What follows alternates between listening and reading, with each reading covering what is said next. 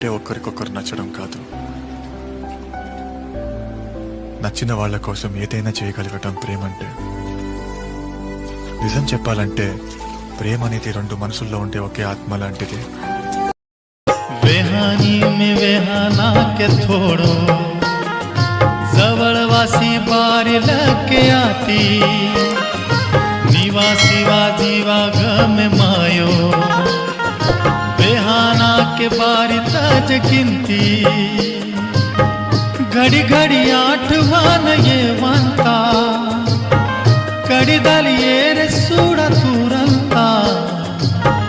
घड़ी घड़ी आठवान ये वंता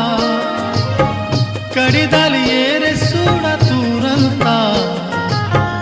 हिंजिकुनी आवाजे बायाना